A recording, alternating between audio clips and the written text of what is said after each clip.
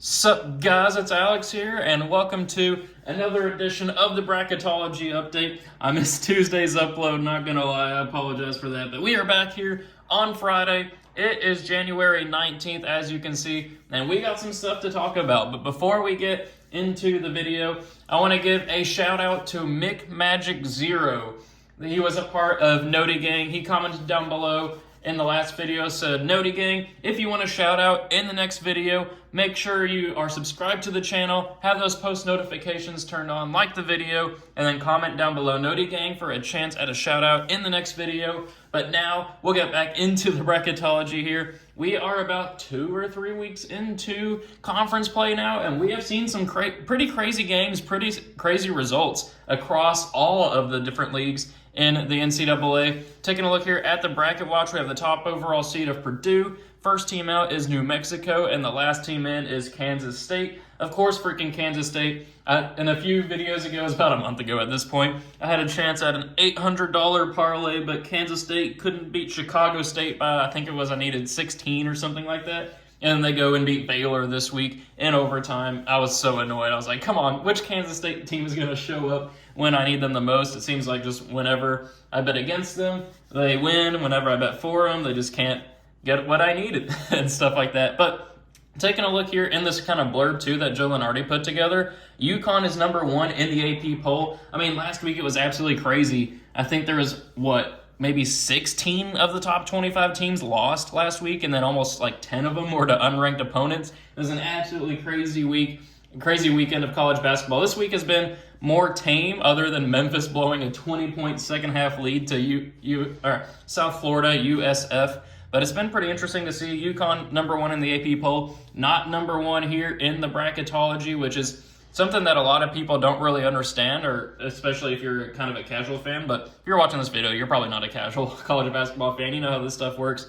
Tournament is all about the resume. And right now, Purdue just has the best resume in college basketball. With the amount of Q1 wins they have, the quality of those wins, no bad losses, they are looking great right now. But taking a look at the bubble, last 4 buys are Texas Tech, who was number 25 in the AP poll, but they just got shellacked this week. Nevada, Northwestern, and Nebraska. Nebraska just lost a game against Rutgers. That cost me a parlay. I had them beating Rutgers. They were up by 10 with like 8 minutes to go, but they were not able to hold on there. Last 4 in are Cincinnati, who I feel like are coming kind of out of nowhere this year. South Carolina, Wake Forest finally coming back to relevancy. And then Kansas State. First 4 out are New Mexico, Providence. Yeah, Providence is kind of... They did pick up a win last night, I believe, or maybe 2 nights ago against DePaul, but it's DePaul. Like, that doesn't... That's just, a win against DePaul does not help you, but a loss against DePaul definitely hurts you. It's just kind of one of those trap games that a lot of conferences have those. I mean, Louisville's one of them too. But Providence, I just feel bad. Lost Bryce Hopkins. They don't really have much of a chance at making the tournament, in my opinion. I feel bad for them. Then Boise State, Indiana State. Next 4 out are Colorado, Miami, Gonzaga, and Ohio State. Big names here in the next 4 out, and even there's Virginia, who's not included in here. They're not even touching the tournament as of this moment. But Colorado, a team that a lot of people had high hopes for this year. Next 4 out, Miami, they were in the top 10 in the preseason poll. In the next 4 out of the tournament, Gonzaga, usually a 3 seed in the NCAA tournament, number 11 in the preseason poll, haven't missed the tournament since 1998. They are out right now. They're 4-4, I believe, in West Coast Conference play, which is absolutely crazy. They usually don't even lose 4 games in total in conference play. But this is just not the Gonzaga team of old. And then Ohio State, who's kind of been bouncing around the bubble for pretty much the entire season at this point. But let's go ahead and take a look here at the movement in the bracket. We have Villanova down to an 8. Wake Forest down to an 11. Kansas State new to the field. Then we have High Point new to the field. Clemson down to a 7. And then Northwestern up to a 10. Then over in the East Regional, we got BYU up to the 5, Nebraska down to an 11, Utah up to a 7, Grand Canyon now up to a 10. They're a team that I've been telling people to keep an eye on. Now up to the 10 line out of their conference. Then in the South Regional, we got Michigan State up to an 8, Texas A&M, who did beat Kentucky last week. I hadn't made an update since that. It was a crazy game. Texas A&M just hit all the threes whenever they did. Refs did try to keep Kentucky in the game, not going to lie. It was... offensive foul on a made 3 by Texas A&M guy. I don't know about that one. And then we got fouled on a 3 right after that, but that's a discussion for another day. Then we have Memphis down to a 5 after that loss last night. Samford up to a 12. Then over in the West Regional, we have Houston now moving up to the 1 line. St. John's down to an 8. Nevada down to a 9. Alabama up to a 4. North Texas new to the field as the 13. Cincinnati new to the field as an 11. And South Carolina down to an 11. Then Seton Hall up to a 7. And then Denver new to the field. So if you guys have been watching my videos, you know that every time one of these bracketologies come out, I create an Excel bracket here. If you want to create your own, you can go to vertex42.com, download their bracket template, and then you just fill in the teams based off of the bracketology. You can do Joe Lunardi's, you can do Jerry Palm's. I'm sure there's many other people out there. I might even do my own at some point, but you can just go ahead and fill it out here. It's an easy way to kind of just do a bracket without having to write stuff down and all that. Pretty easy to follow. Not the most visually appealing, but it's what we got to work with at this point. But anyway, enough talking about that. It's time to get into some predictions for the NCAA tournament based off of my thoughts and about how these teams stand as of what now, January 19th. So we're going to go region by region here in these bracketologies, but then in the actual NCAA tournament video, I'll go round by round. So we'll start up here with the top left. Obviously, well, I say obviously, but it's a running joke that Purdue could always lose to the 16 seed like they did last year, like they lost to 15 seed St. Peter's 2 years ago, like they lost to 13 seed North Texas 3 years ago. We'll see what happens. Then Villanova versus Mississippi State. I'm going to go with Mississippi State winning that matchup there. I think that'd be a pretty good game, though, in a slight 9/8. Then I'm going to go with the classic upset that I always have, McNeese pulling off the 12/5 over Oklahoma. Don't really believe in Oklahoma. I think McNeese is one of those mid-majors that could make a run in the tournament, where they will meet Drexel. If you guys have been watching my videos from the start of this season, you know that I've been a pretty big Marquette truther, but the way they've been playing lately, like I don't know what's been going on with them. They just don't seem as potent as they were at the beginning of the season. I'm going to go with an upset pick with Drexel. I think Drexel went on the road and beat Missouri earlier in the season. Maybe I'm thinking of a different team, but that's just what popped in my head. I got 13 seed Drexel upsetting 4 seed Marquette. Then we're also going to go with Colorado State here, beating the winner of Wake Forest and Kansas State. Baylor beating High Point. Northwestern pulling off the 10/7 upset over Clemson. And then Tennessee beating the Peacocks of St. Peter's, making their return to the tournament. And then for a spot in the Sweet 16, we do have Purdue moving on past Mississippi State. Then we're going to go with McNeese beating Drexel there. McNeese 12 seed making it to the Sweet 16 already. Come on now. Then we got 3 seed Baylor moving on past Colorado. Actually, you know what? I'm going to go with Colorado State pulling off the upset. 6/3. Baylor just lost to Kansas State. Why not have some fun there? Why not pick an upset to make it on to the Sweet 16? But they will face Tennessee, who will beat Northwestern. Then for a spot in the Elite Eight, we got Purdue moving on past McNeese. I'd love to see McNeese win that, but it's just not going to happen. Where they will face Tennessee, who I do think will be able to handle Colorado State. And then for a spot in the Final Four, I do think Purdue is going to advance out of that regional as of this moment. So kind of chalk holding there to make it to the Final Four, but we do have some upsets there in that region. 2 double-digit seeds moving on. I mean, really 3 in the first round. And then we have a double-digit seed in the Sweet 16. Ooh, could be some upsets. Then we're going to go to the top right up here. UConn moving on past Eastern Kentucky.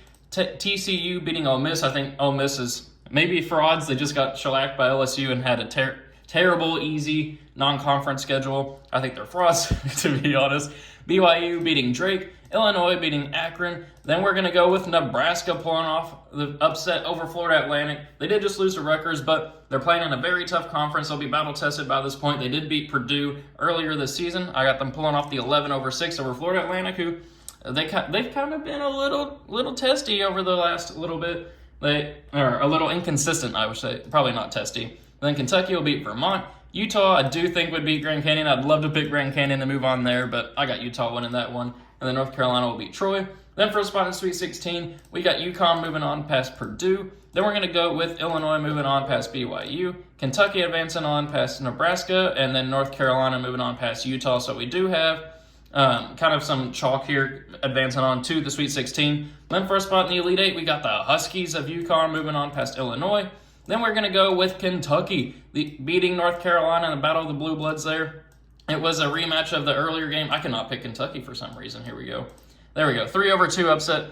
North Carolina's been playing very good basketball as of late. Kentucky has been too. These two teams played earlier in the season. Kentucky won in a really good game. I got them moving on there. And then a rematch of the 2014 National Championship game, I believe. Yeah, I want to say it was 2014. UConn and Kentucky here for a spot in the Final Four. As much as I want to pick Kentucky to advance on there, I think UConn will probably win that matchup there. They've just been playing very good as of late. I think they've rattled off 6 straight wins. They deserve to be there in the Final Four. So now we'll move on down here to the bottom right regional. We got Kansas moving on past the winner of Jackson State and Central Connecticut. Texas A&M, I got pulling off the upset over Michigan State, 9-8. Memphis moving on past Samford. Creighton beating UC Irvine. San Diego State beating Princeton, though that could be another. Princeton's a team you got to keep your eye on. Auburn will beat Eastern Washington. Then we're going to go with Oregon pulling off the 10-7 upset over Iowa State. I know Iowa State did just beat Houston last week, I believe, but I got Oregon winning that matchup there. I just believe in them a little bit more.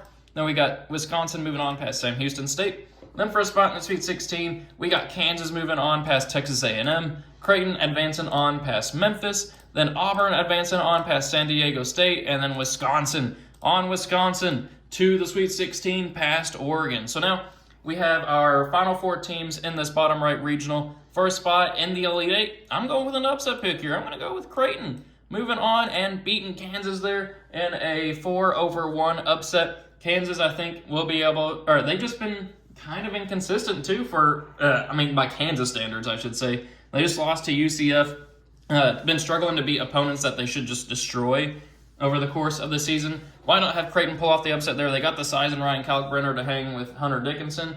We'll see if he can actually handle himself. He's a bit more skinny than Hunter Dickinson is, but why not have some fun picking upset there? Then I'm going to go with Auburn here, pulling off the 3-2 against Wisconsin and advancing on here to the Elite Eight. And I'm also going to have them advancing on to the Final Four. Bruce Pearl, I think, makes it back to the Final Four here. Beats Creighton. Creighton made it to the Elite Eight last year, but lost to San Diego State in a game that I actually went to. But I got Auburn advancing on there. They play tough, man. Bruce Pearl always has those guys ready to go. I got them advancing on to the Final Four. Check that out. Then we'll move on to the final regional here, the bottom left. We got Houston advancing on past Western Illinois. St. John's beating Nevada, though that one, it just depends on what happens with the Fighting Rick Pitino's there. Dayton, I do think, now a 5 seed. They've been moving on up throughout these bracketologies. It just caught me by surprise seeing them as a 5 seed now. But then Alabama will beat North Texas. I'm going to go with an upset pick here. I'm going to go with South Carolina beating Cincinnati and then pulling off the upset against Utah State. Usually every year, they're one of the first 4 teams is able to pull off an upset in the first round of the NCAA Tournament. I think South Carolina could be one of those good teams for that.